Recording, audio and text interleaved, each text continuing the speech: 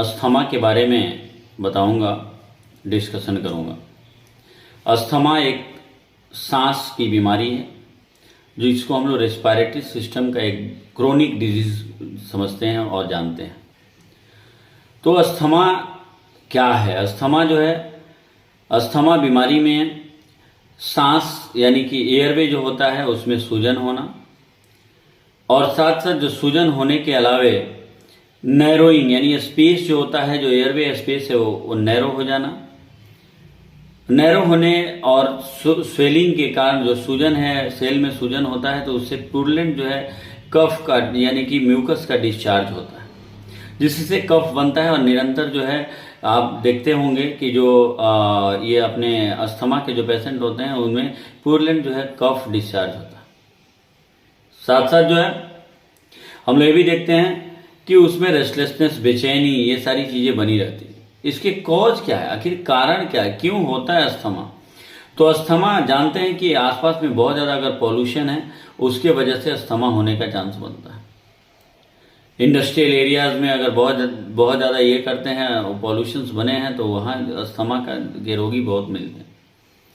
साथ साथ ये भी देखते हैं कि जो स्मोकिंग वगैरह करते हैं उनको अस्थमा का चांस ज़्यादा बनता है। बैक्टीरियल या वायरल इन्फेक्शन का भी कारण है। जेनेटिक एक जेनेटिक यानी हेरिडिटरी कारण भी है।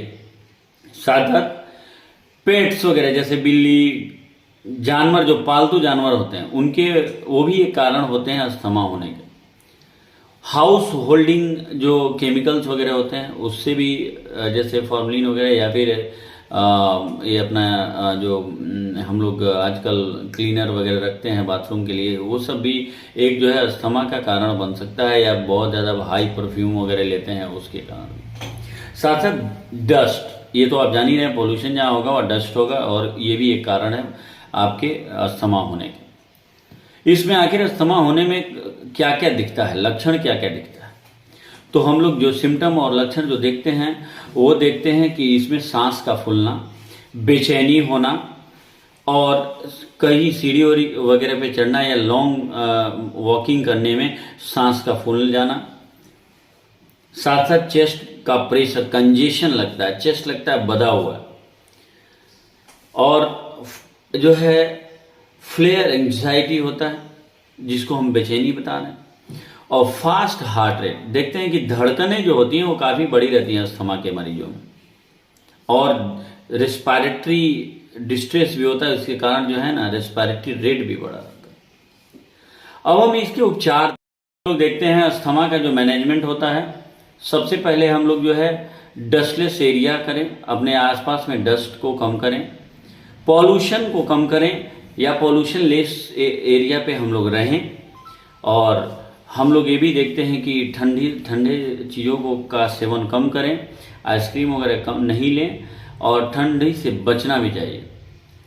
ट्रीटमेंट में हम लोग देते हैं इनहेलर, जिसमें सल्बुटामॉल का इस्तेमाल अधिकतर लोग करते हैं, और इनिशियली हम लोग सल्बुटामॉल ही देते हैं इनहेलर के रूप में। साथ साथ हम लोग स्टेरॉइड का भी इस्तेमाल करते हैं, स्टेरॉइड देते हैं।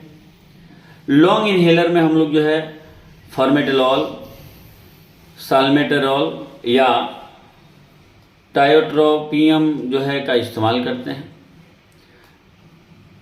ब्रोंको डायलेटर जो है हम लोग देते हैं, उसमें स्टेरॉइड या एंटी इन्फ्लेमेटरी का इस्तेमाल करते हैं। अब सेल्फ केयर में क्या करते हैं? तो अगर मान लीजिए कि आदत है सिगरेट या स्मोक करने का, तो उसको पहले हम क्विटिंग करते हैं।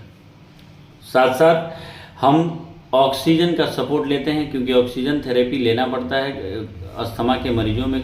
जब इन केस यानी वो अगर बहुत ज़्यादा ये कॉम्प्लिकेटेड हो गया केस, तो उसमें हॉस्पिटलाइज होकर के और ऑक्सीजन थेरेपी भी लेनी पड़ती है। तो आज का टॉपिक कैसा लगा आप लोग बताएं, कमेंट करें। नमस्कार।